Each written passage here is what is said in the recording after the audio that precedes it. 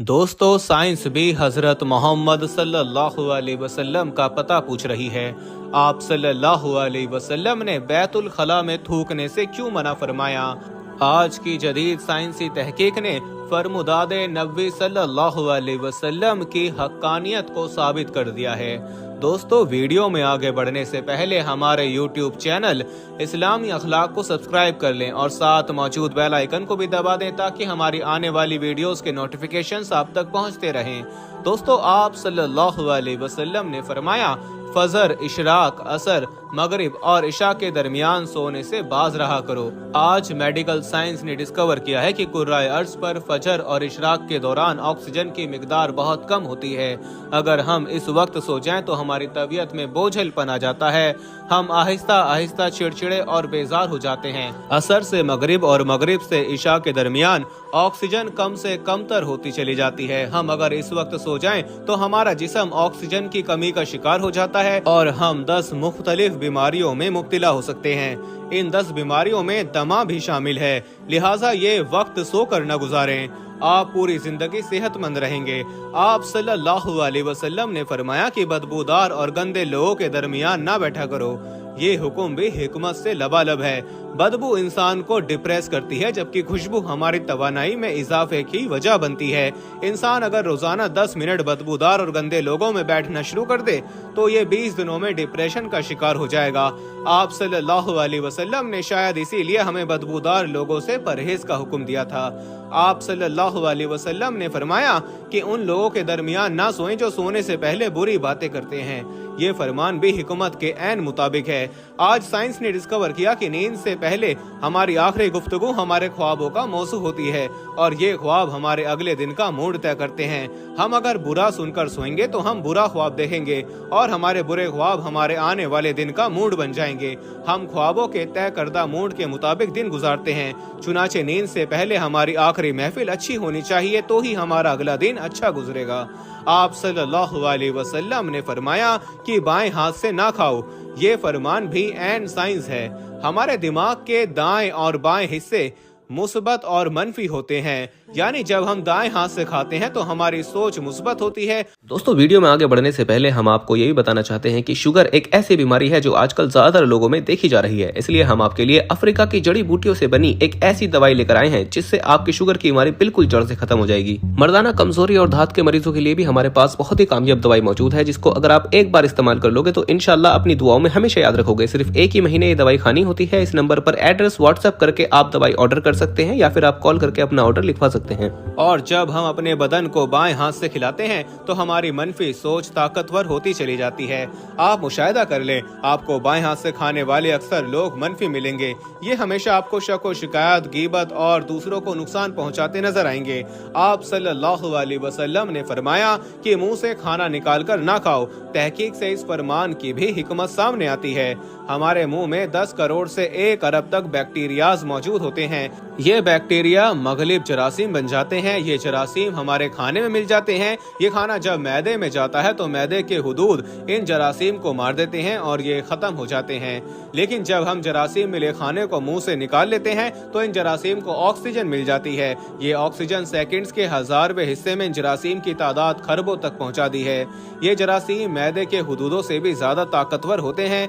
इस तरह ये लुकमा हमारे मैदे में पहुंचकर जहर बन जाता है और ये जहर हमारे पूरे निजाम इंहजाम को तबाह कर देता है। आपको जिंदगी में कभी कोई ऐसा शख्स सेहतमंद नहीं मिलेगा जिसको मुंह से लुकमा निकाल कर खाने की आदत हो।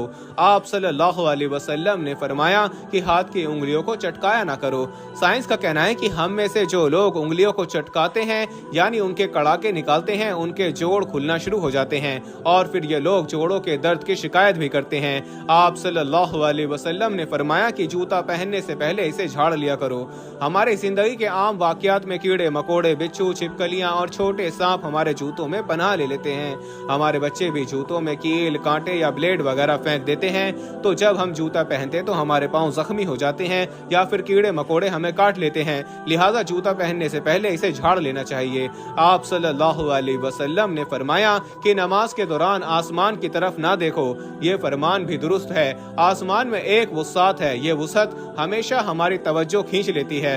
हम जब भी आसमान आसमान की तरफ देखते हैं तो हमारी तवज्जो बढ़ जाती है, हमें तवज्जो वापस लाने में ठीक ठाक वक्त लगता है, जबकि नमाज के लिए यकसुई दरकार होती है। हम जब नमाज के दौरान आसमान की तरफ देखते हैं तो हम सजदे और रुकू भूल जाते हैं। ये फॉर्मूला तख्लीकी कामों के लिए भी अहम है। अगर कोई लिखारी लिखते हुए, मुसव्विर तस्वीर बनाते हुए और मूसीकार धुन बनाते हुए आसमान की तरफ देखे तो उनका तसल्लुल टूट जाता है, ये अपना काम मुकम्मल नहीं कर पाते। शायद यही वजह है कि दुनिया का ज्यादातर तख्लीकी काम बंद कमरों में मुकम्मल हुआ।